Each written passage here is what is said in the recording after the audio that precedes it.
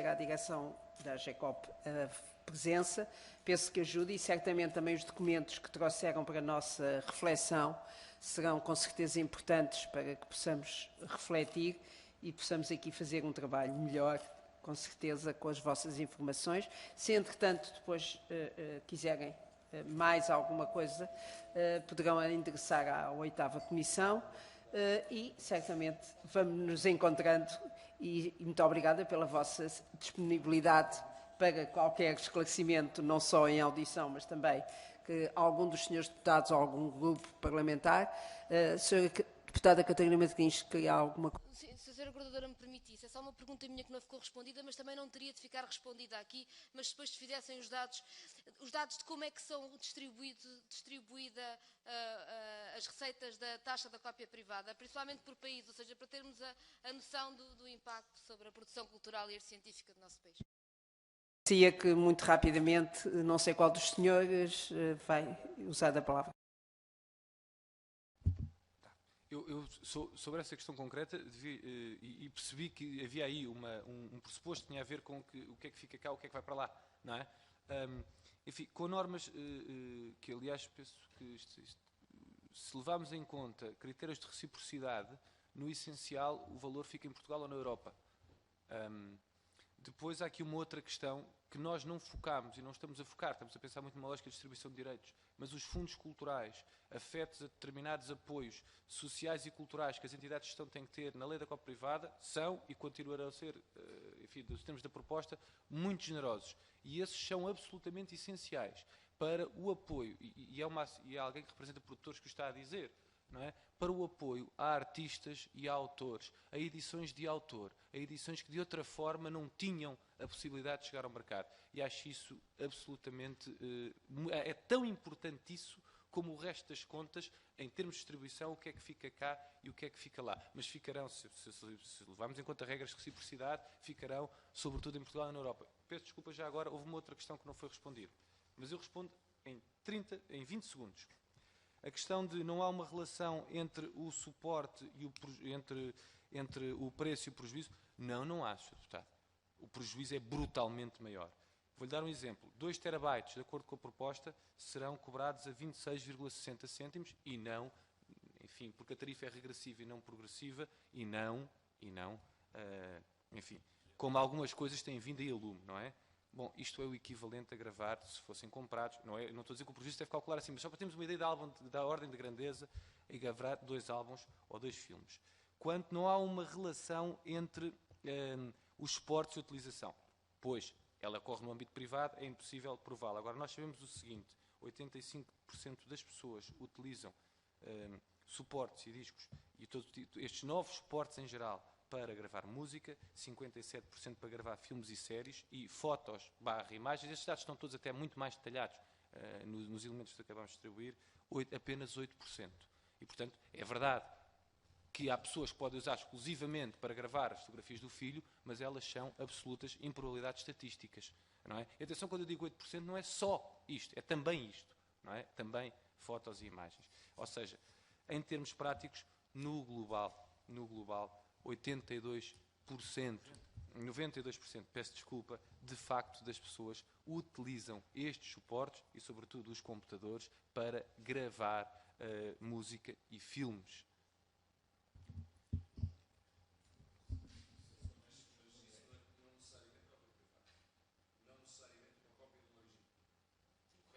Nós gostávamos muito de acreditar que fosse isso.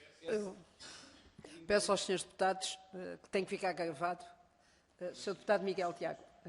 A questão é, esses dados que está a fazer referência,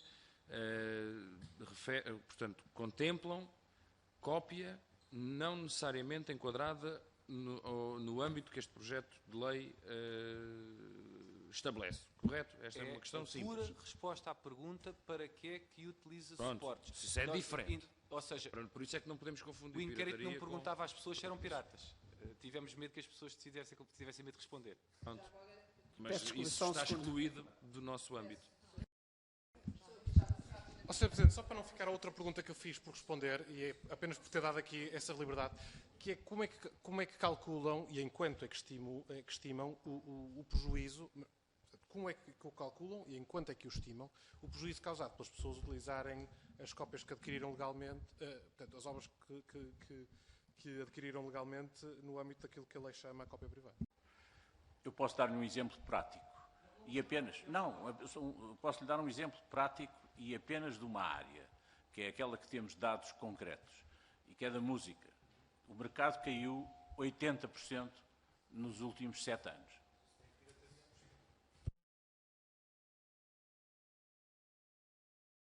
Pedi-lhe só para ser rápido. Eu pedia que me dessem a palavra só para meio minuto, dizer uma palavra em nome dos livros, que não se fala aqui, que muitas vezes não se pensa e que na lei atual praticamente não são contemplados, quer dizer,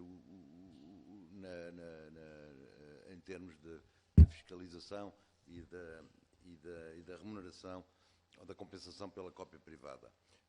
O que é um bocado paradoxal, sendo a indústria, o setor editorial e livreiro, aquele que maior peso tem em toda a Europa nas indústrias culturais e em Portugal também. E, portanto, enfim, nesse aspecto, pensamos que este projeto é um passo já muito positivo e tivemos a ocasião na altura de discutir isso com a Sra. Ministra da Cultura, hoje Sra. Deputada, e com outras pessoas do Ministério.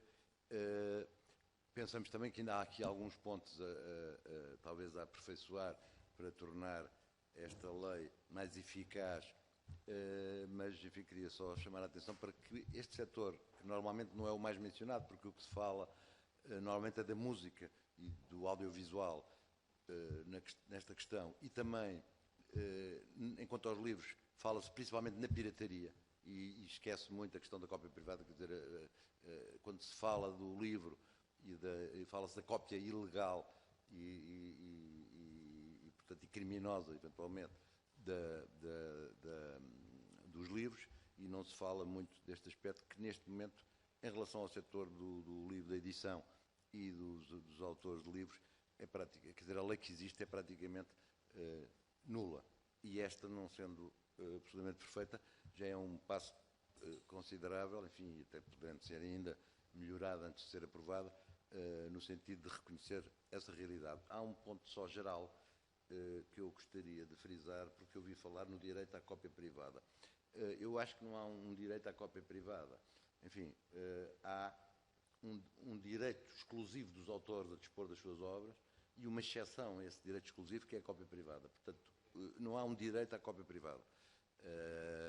E, portanto, por isso é que o Sr. Presidente da direção da AGECOP, e essa questão não foi depois refletida na resposta ao Sr. Deputado do Partido Comunista Português, e, portanto, a alternativa, de facto, é que se não for acolhida a exceção da cópia privada, todas as cópias são ilegais.